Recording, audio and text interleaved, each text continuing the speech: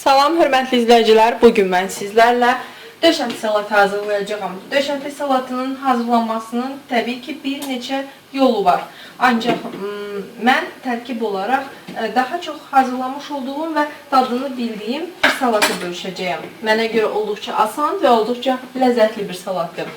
Deməli belə, döşəti salatına təbii ki lazım olan ilkin ərzaq məhz pörtlənmiş döşətidir. Miqdarı video çəkilişin sonunda da sizlər üçün yazı olaraq bildirəcəyəm. Ancaq burada hazırda 350 qram döşətinin pörtlənmişi var. Pörtlənmiş döşədini istəsəniz bıçaqla incə-incə didə bilərsiniz, istəsəniz əlinizlə uzun formada didə bilərsiniz, istəsəniz sadəcə blenderdən azacıq keçirməklə xırdalaya bilərsiniz. Ancaq ən yaxşısı əllə uzun-uzun didməkdir. İçinə digər lazım olan ərzaq bolqar biberidir. Qırmızı, yaşıl və sarısından istifadə edirik. Öncə bu formada içini çıxarıram. Daha sonra onu nazik-nazik beləcənəm. Lap nazik, təbii ki bunu bıçaq üstündə edirik. Lap nazik formada doğruyuruq. Bolqar biberlərimin hamısını bu formada doğramışam. Qırmızı biberimiz.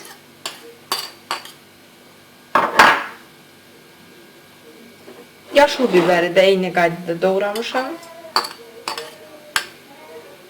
Biberlərin hərəsindən böyük olduğu üçün bir ədəd istifadə edirəm. Sarı biber tapa bilmədim, ancaq adətən sarısını da istifadə edirəm. Yəni ümumilikdə 3 ədəd bolqar biber istifadə olunur. Pomidor. Pomidorun içinin yumuşaq hissəsi çıxarılmaq şərti ilə, baxın, soku yoxdur. İçinin yumuşaq hissəsini tamamən çıxarmışam.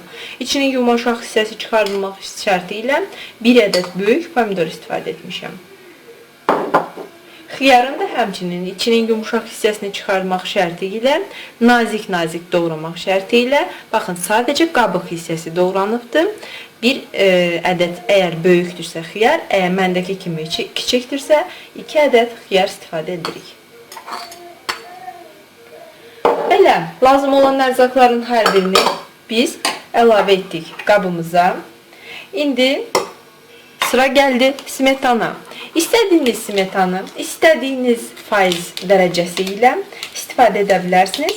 Mən 20%lı smetan istifadə edirəm.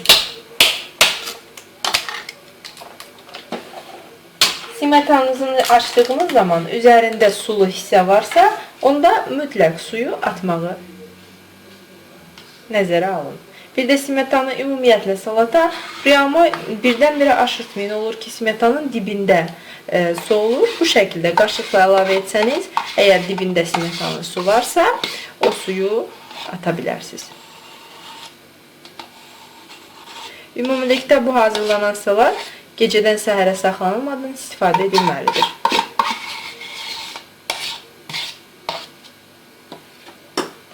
Təbii ki, olmazsa olmazı duzu əlavə edirik.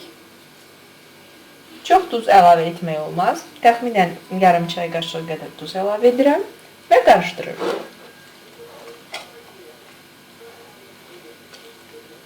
Bütün ərzaqlar smetana yaxşıca boyanır. Bəli, hörmətli izləyicilər, artıq salatımız hazırdır, servis etmişəm. Mən indi gedib ailəmlə bərabər ləzzətini də yoxlayacağım. Düz daha öncə yoxlamışam, çox ləzzətli və eyni zamanda çox az ərzaqla hazırlanan salatdır. Çox qısa müddətdə hazır olur. Ümid edirəm ki, siz də bu gözəl salatın dadını ailənizlə bölüşərsiniz. Dəyərli zamanınızı ayırıb bizimlə birlikdə olduğunuz üçün sizə minnətdaram. Tezliklə daha fərqli, daha maraqlı reseptlərlə sizlə birlikdə olacağam. Hələlik!